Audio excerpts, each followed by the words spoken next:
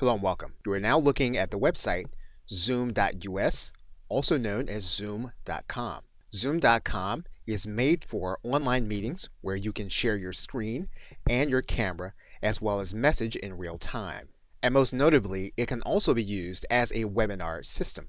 Individuals can join your online meeting if they have connecting through their personal computer or their mobile device.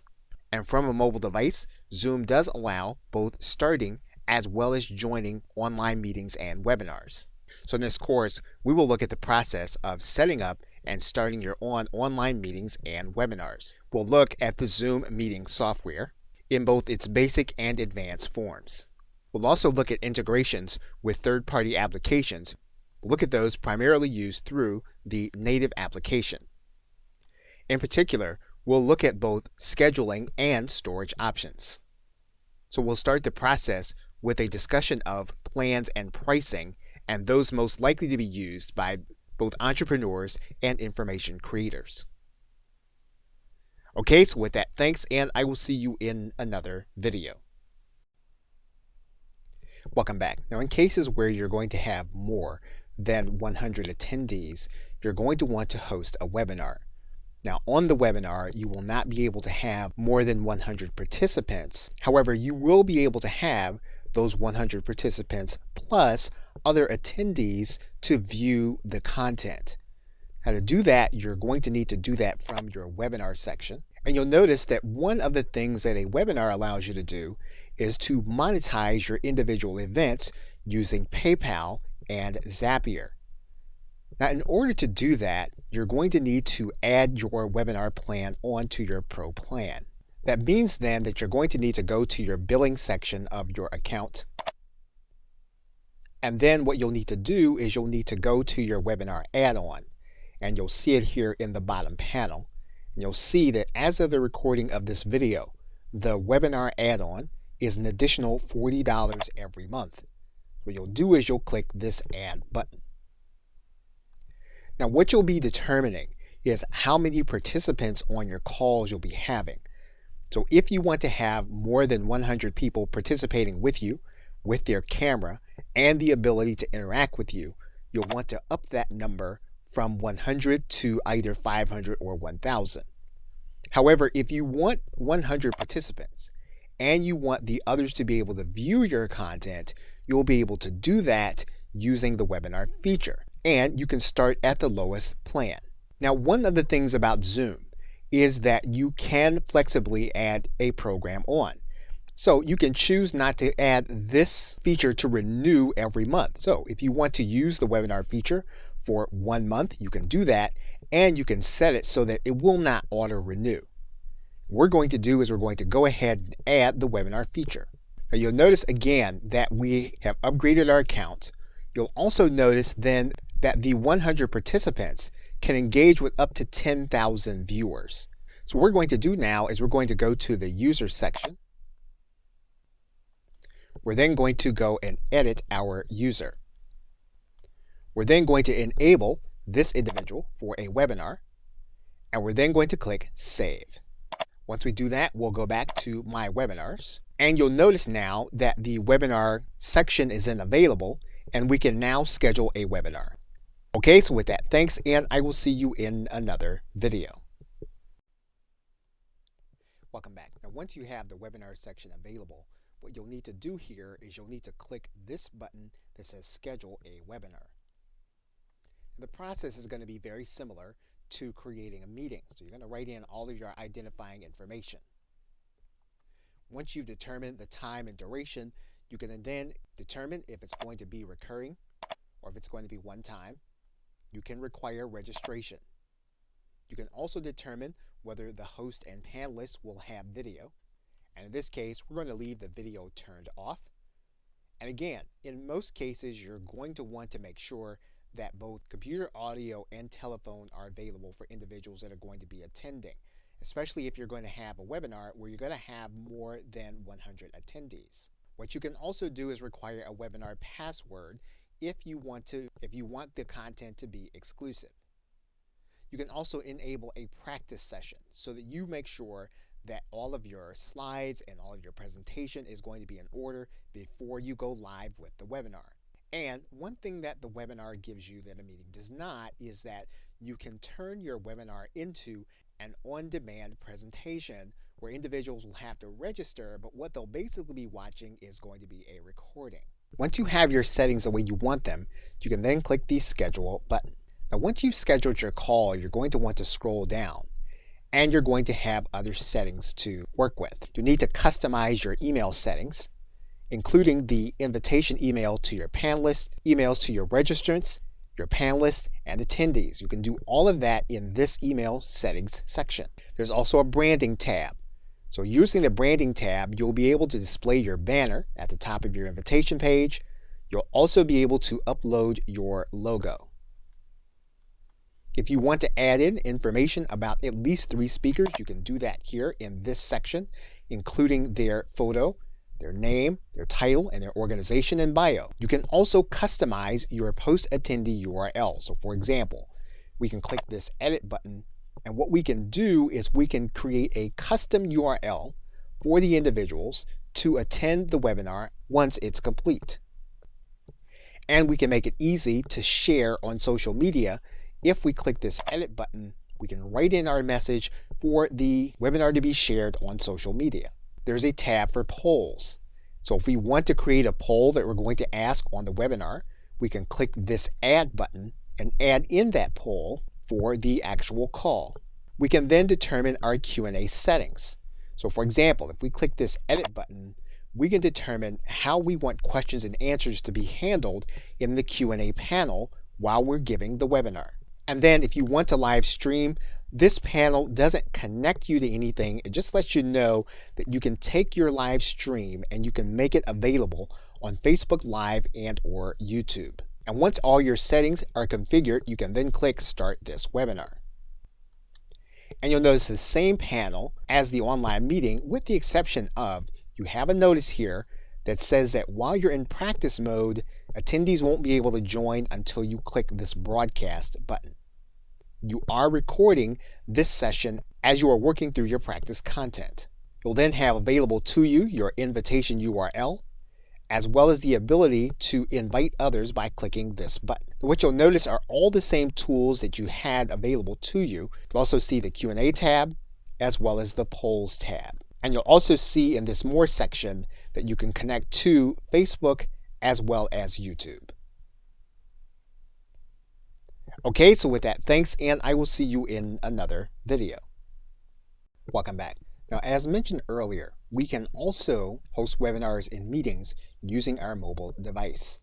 And so to do that, what you'll need to do is to go over to your App Store, whether you use an Apple device or whether you use an Android device. You'll want to then search for Zoom, and then what you're going to do is to download the app onto your mobile device. You'll then open Zoom on your mobile device. What you'll then do is to sign in with your Zoom account. You'll then determine whether you want to have notifications sent to you. And then you'll determine whether you want to have Zoom access your calendar. Now what we're going to do is we are going to allow Zoom to access our calendar because we want to be able to use our mobile device to schedule meetings. So for this, we're going to click OK. And in this case, for the sake of this video, we are not going to allow Zoom to use Siri. And since this is particular to an Apple product, we are not going to sign in with our Touch ID. Now what we are going to do is we're going to click New Meeting. And then we're going to click Start a Meeting. Now for the sake of this video, we are not going to allow Zoom to access our camera, but we could for the sake of the video if we needed to be the centerpiece of our presentation. So for now, we're going to click Don't Allow. You'll then need to give Zoom access to your mic. Now you do have some choices. You can invite your mobile contacts to join you on the meeting. And by using the right side menu, we can choose to send this recording to the cloud. We can then choose the content that we are going to be sharing. Now when we are using our mobile device, we can choose to share our screen, or any of the applications available on our device. We can then choose the device that will be doing our screen recording. Once we make that choice, we can then click Start Broadcast. And then our content will be sharing. And we will be conducting our webinar using our mobile device. Once we completed this content, what we'll do is we'll come to this menu, and then we'll click the End button. We'll then choose to leave the meeting or end the meeting. We're going to choose to end the meeting, and our meeting will be complete. Now, there are some settings that we'll want to take note of, and you'll find them in the settings area. And you're going to want to individualize your experience based on how you want to conduct your mobile meetings. Okay, so with that, thanks, and I will see you in another video. Welcome back. Now that our scheduler is available, what we can do is we can click this third button over, and we can schedule our meeting in our calendar. Now, what you're going to need to do is you're going to need to write something descriptive about the meeting, and then we'll need to choose the starting time for the meeting. And just as we did using the desktop, we'll need to choose a duration. And when you're using your mobile device, you are going to want to specify your time zone. You'll want to then determine whether your meeting is going to be recurring or just one time. And you'll also want to determine the calendar that you use. And this will be particular to the calendar that's available on your mobile device. In this case, we'll choose our calendar, and we're going to choose iCalendar because that is the calendar that is enabled for our mobile device. You could have calendars such as Google and Outlook connected. If that was the case, you can connect them to this webinar. We then have some options. We can set it up so that we're hosting the video as soon as we start, and we can determine whether we're going to have participants on our video or not. We'll then determine what our audio availability is going to be. And then we have different advanced options available to us on our mobile device. So for example, we can choose to make sure that our meetings are recorded automatically. We can also make sure that video is going to be saved to the cloud. And once we have all of our options configured, we can then click Done. Once we do that, we'll then click the Add Link. And when we go to our calendar enabled on our mobile device, we will find then that the event is there. Okay, so with that, thanks, and I will see you in another video. Welcome back. Now, if you've saved your recording to the cloud and you have the Pro version, when you finish your webinar, one of the things you'll notice is that your recording will be processing in your recording area, and you'll need to click the tab that says Cloud Recordings, and you'll see the processing taking place. If you've done a recording and you've saved it to your local device, you'll see if you click this tab, you'll have that recording available to you, and Zoom will note the location where that recording has been saved. If we want to delete that recording, all we'll need to do is to click this link, and then we'll click this delete button.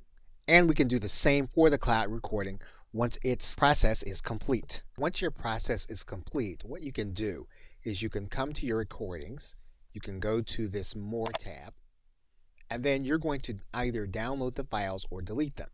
Now, if you need to download them to edit them, to process them, you can click Download. Now, your browser may alert you that Zoom wants to download multiple files. If that's the case, you're going to click Allow. You'll then see your files available to you in M4A format for audio and MP4 format for video. And once you've successfully downloaded your files, you'll want to go ahead and delete them so you'll be able to manage your storage as you go. Okay, so with that, thanks, and I will see you in another video. Welcome back. You are now looking at version 8 of the screen sharing and recording program Camtasia. And we're looking at this application because we're going to use it in order to edit our Zoom recording. Now, you may not have Camtasia, so you'll be able to use any editing program to edit your recording as long as it can edit MP4 recordings. So what we're going to do is we're going to then take our file command, and then we're going to import the media into our clip bin. Once we have the video there, all we're going to do is we're going to add it to our timeline. Now, every editing program is slightly different. However, you are going to have a timeline available to you. You are going to be able to view both the audio and video in your recording. Now, if you are using Camtasia, one of the things that you can do is you can then separate the audio from the video. We're going to do that by right-clicking and then adding Separate Audio and Video. We can then move through the content in real time, come to the position where we want to edit out the portion that we want, and then we will then stretch the timeline indicator, and then we'll cut that piece out of the recording. Now, whenever we make edits to Camtasia or any other editing program, what we're basically doing is we're creating a different file, which is a project file. And so what we're going to want to do is we're going to want to then take our changes as they exist right now, and we're going to save them in a project file for the changes as well as the file. This way, we don't make changes to the actual file. What we make changes to is the project. And so we're going to save this entire project. And you'll notice then that we have saved a Camtasia project. And you'll also notice that the file name has now changed to a different file name. And this is a project file. So once again, all we have in the project file are the changes we made to the file that we imported. We did not make changes to that actual file. And so we'll continue to make edits to this file. We can choose to add in music at the end and at any point where we want to do that. So basically what we want to do is we want to use our video editor to add on any branding and any other information that we want to be in the video, and remove that information that we don't want to show up in the video. In some cases, we may discover that we have sensitive information inside of our video. And so what we'll want to do in Camtasia is we'll want to add a callout. Now, once again, this is going to be different in any video editing application that you want. However, this is a common feature that you'll want to find. You want to add in that feature. In this case, we're going to change a certain part of this to a blur. And we can stretch it to the point in the timeline where we want it. Okay, so with that, thanks, and I will see you in another video. Welcome back. Now, you may have noticed that Zoom does offer cloud recording transcripts for your content, and that is with the business plan. However, the business plan at $19.99 per month as of the recording of this video requires that you purchase licenses for at least 10 hosts. So that may not be cost effective for you to implement. However, one thing that you can do is you can take your recording and you can download the file to your hard drive. Now, that file will appear as an MP4. One option is to use third-party system Descript, which has both a free level as well as a paid level and a team level. You can also transcribe using Timmy.com, which also offers a machine transcription for a low price. However, if you'd rather have a human transcription, you can have that done at a site like Rev.com. Now, Descript, Rev, and Timmy are just a few of the options available to you. The most important fact to note is that you have low to very low cost transcription options available to you for your recording. Okay, so with that, thanks, and I will see you in another video. Welcome back. Now, Zoom does have a third-party app marketplace that will allow you to connect platforms to Zoom in order to do certain tasks. And if you go to the app marketplace and you type in YouTube and click search, you'll see that there's an application called YouTube for Zoom. And what you'll need to do then is you'll need to sign in to install this application. You'll then need to enable the application and then click Install. You'll then need to authorize the app for your account. You'll then need to authorize the app for your YouTube account. You'll then click Allow.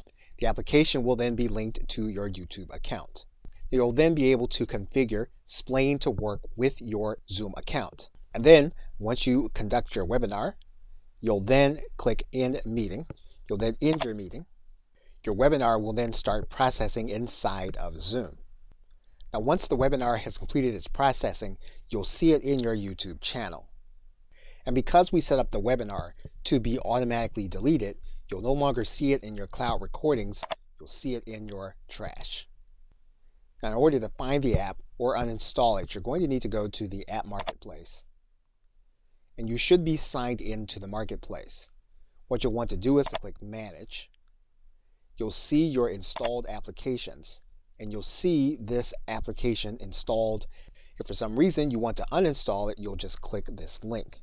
Now, it's a good idea to get more information about the application before you install it to your Google account, as well as before you install it to your Zoom account. And you can find out more about the application from Splain.io. You'll note that this is a 30-day free trial that you'll be using in order to use Splain with your Zoom and your YouTube account. Okay, so with that, thanks, and I will see you in another video. Welcome back. Now, Zoom does have integration into your cloud-based storage. And to find it, you'll need to scroll down inside of your settings, and you're going to go to this Integration tab. And what you'll see here is that you can enable Google Drive, Dropbox, Box, and Microsoft OneDrive. So what this means then is while individuals are on their mobile device, they will be able to share content from their cloud-based storage. So while the individual is on your call, what they'll then need to do is to click the bottom of their screen, and they'll be able to share their content from the drives you have enabled. So for example, in this case, if we click Google Drive, our Google Drive will then be available to us using our Zoom meeting. And once we enable the document, all we'll need to do is to click Share. The file will then start a loading process and will then be part of our sharing process using our mobile device in our Zoom meeting. Okay, so with that, thanks, and I will see you in another video. Welcome back. You can automate the process of transcript creation in the Zoom Marketplace. And if you look at the Zoom Marketplace and you come down into the recording and transcriptions area, you're going to see one link for Trent. We're going to click that link. Now, for the Trent integration, you'll need to install it to your Zoom account. And this will automate the process of sending your recordings straight to Trent so that you can have them transcribed. Now, Trent is a machine transcription. It has a free trial, and its pricing is going to be slightly less than human transcription and slightly more than most of the machine transcriptions. So this application is something worth looking at if you do want to spend a little more for your machine transcription and the automation process. Okay, so with that, thanks, and I will see you in another video. Welcome back. Now, if you come to Zoom.com and you go to the link that says Plans and Pricing, that's going to open up to this pricing page. And what you're going to notice is that there is a free version which will allow you to have up to 100 participants in any meeting up to 40 minutes long. You can have unlimited one-to-one meetings or group meetings, and those group meetings include video conferencing with video and audio and the ability to see the speaker in full screen.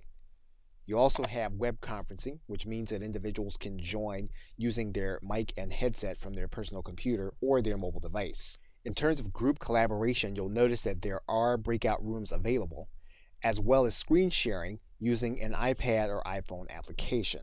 Now, when you move from free to a paid plan, you will then be able to hold your meetings at least 24 hours instead of the 40 minutes.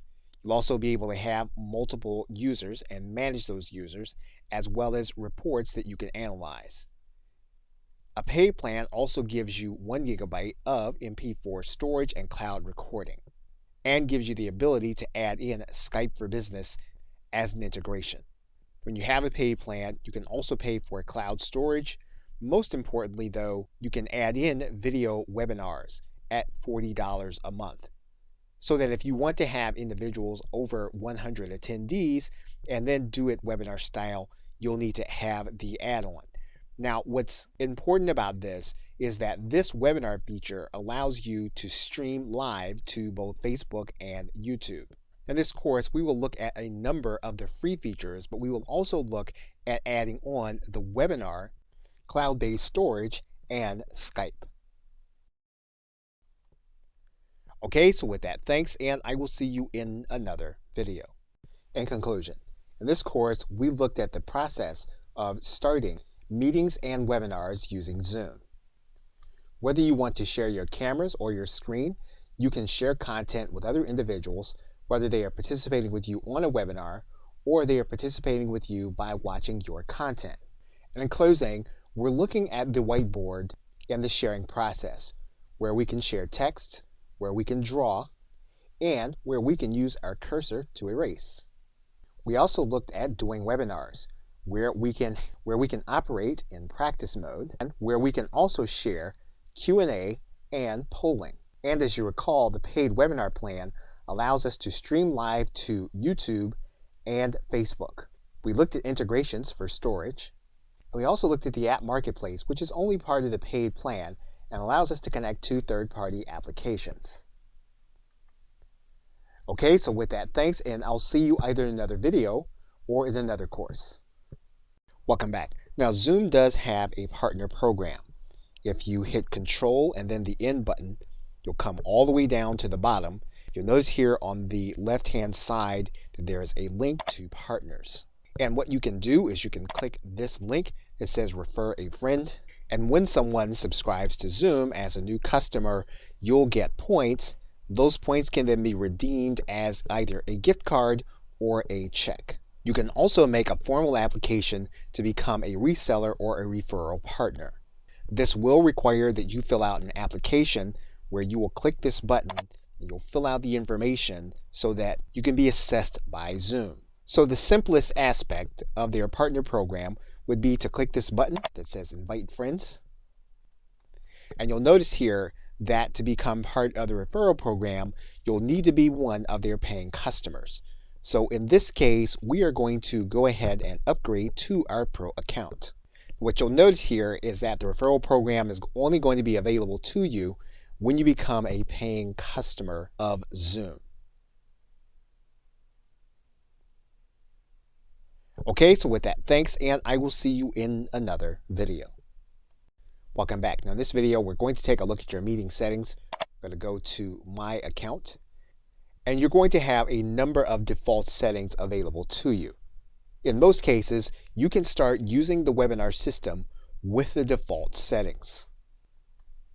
One thing you'll want to pay attention to is whether you want your visitors to chat in most of your meetings. And again, when you do this, this is going to set up your default settings for all of your webinars. So you'll want to determine how you want to interact with individuals on your webinars. Now, if you have individuals participating with you, you'll want to determine whether you're going to allow them to use the annotation tools on the shared screens. You can turn this feature off by default, and then you'll be the only one that can add notes to your shared screen. Now, if you want to add in the meeting room feature, you can do that here in this version. All you'll need to do is to turn the meeting rooms on. That setting will be updated, and then your breakout rooms will then be available on your webinars or your meetings. Now, although you'll go through all of the settings to determine how to customize your system, the most important one will be your email notifications. You can have emails go out when attendees join before the host does, and when a meeting is canceled. Again, these are going to be by default, and you can turn these on or turn them off. You'll also want to look at the recording tab. And you'll notice that in each case, you're going to be creating a local recording. That means that your recording of your meeting or webinar is going to be saved to your hard drive. Now, if you have a paid version, you are going to have access to a cloud-based storage system. You can also make sure that your webinars are going to be automatically recorded whenever you have one, and that means that you'll need to turn this on. If you want to make sure that individuals know they're being recorded, you can turn this feature on. This will then prompt individuals to make sure they consent to being recorded before your recording actually starts. You can have individuals notified by audio that they're being recorded when you turn on this feature. Okay, so with that, thanks, and I will see you in another video. Welcome back. Now, if you are in the meeting section, you're going to notice a gray area here where you can schedule your meetings directly from your calendar. You can use a Microsoft Outlook plugin, which will connect to your desktop if that's what you use. You can extend using Google Chrome or with Firefox. Now for the purposes of this video, we're going to download the Chrome extension. What we're going to do now is we're going to click Add to Chrome. And then we're going to click Add Extension.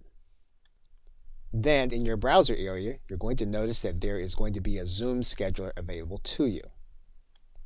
Once you have this dialog box, you're going to want to sign in to your Zoom account. Now, once you're signed into Zoom, what you'll be able to do from Google Chrome is you'll be able to pick a date from your Google Calendar. You're going to click on the title and the name, and then what you'll be able to do here is you'll be able to click this link that says Make it a Zoom meeting. That event will then be saved in your Google Calendar, and you'll notice then that the link is then saved.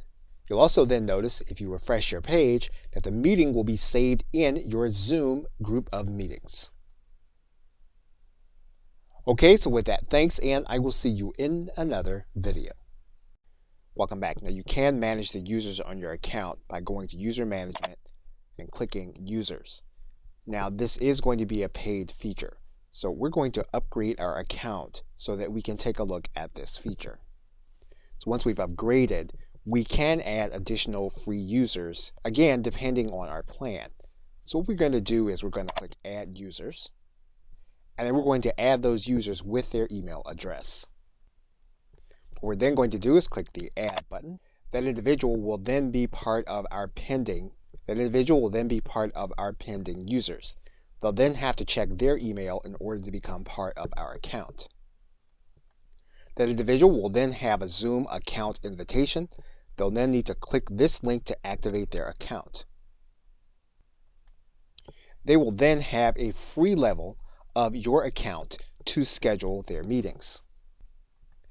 And then if you come back to your pending area, you hit your refresh button. That user then will be part of your users on your account. And you'll notice then that they are considered to be a basic or free member. Okay, so with that, thanks, and I will see you in another video. Welcome back. Now you can create in-meeting closed captioning for those that will be attending your meeting or webinar. And what you're going to want to do is come into your settings area. You're going to want to click this third link. That's going to bring you down to the in-meeting or advanced section. When you find that section, you're going to come to this link. As of the recording of this video, it's the third one down. We're going to click this link over, and then you will then be enabled. That means then that once we are inside of our meeting, we'll be able to come to this right side menu. We'll then be able to click Closed Caption. And then we have a few choices. We can assign the closed caption to an individual that is participating with us on the call, and we'll need to assign that to them here. We'll also then be able to type the transcription ourselves. And if that's the case, we're going to click this button that says I will type. We can give the URL to a third-party service, and we click this button. This is going to put the URL onto our clipboard so that we can pass it on to another individual. Okay, so with that, thanks, and I will see you in another video.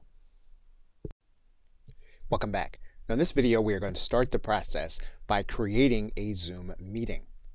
And what we can do is we can either start a meeting by going to this link to host a meeting right now and then distribute the link, or we can schedule a meeting for the future, determining when that time is going to be. So what we're going to do is we're going to click Schedule a Meeting, and then we're going to write in all of the identifying information. Now, one thing we can do is we can make this a recurring meeting. So if this meeting is going to be once a week or even once a day, we can do that by clicking this link. For the purposes of this video, we're going to take this task off. We can also require registration for this meeting. So for example, we can click this link, and then individuals will need to register before they can attend. You can determine upfront whether video cameras will be available. So for example, what we can do is we can turn on this task. This will mean that video cameras will be available for the host. We can also have video available for the participants. We can then determine how individuals are going to be able to connect. If we determine that we want them only to connect by telephone, we can do that, or by computer audio. It's likely that you'll want both to be available, so we're going to leave this as the default setting. Now again, if you're going to be distributing the link and individuals are going to register, some of these things that you'll be doing on a case-by-case basis. If you want individuals to be able to join the room before you get there, you can click Enable Join Before Host. We're going to untick this. If you only want discussion to occur when you're there, you can click Mute Participants upon entry. And you can use the long meeting ID, but again, if you're going to be distributing the link, you don't have to do this. Now, what you can do is you can enable a waiting room so that when individuals come, they can then be part of a waiting room instead of seeing the standard Zoom screen. Now, because we're using a paid plan, we can determine that we want this meeting to be recorded automatically. We can say that we want it recorded in the cloud, or we can have it to be recorded on our personal computer. If you want individuals to be available to be a host in order to take over the meeting when you are not there, you can do that by putting in their email address here in this area. Once you have it, you can then click Save. What you can then do is click this link to copy the invitation, and then you can copy this invitation into an email. And then you can distribute this information. If you just want to distribute the link, you can copy this link and then you can distribute the link to individuals to attend the meeting.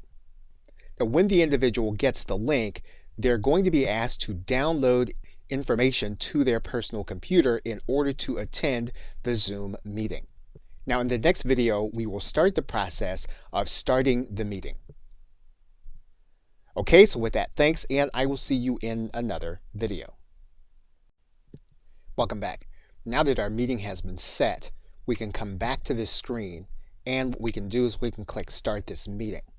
Now you'll find the open link to this meeting by going to this section, which is My Meetings, and you'll see it here in this area.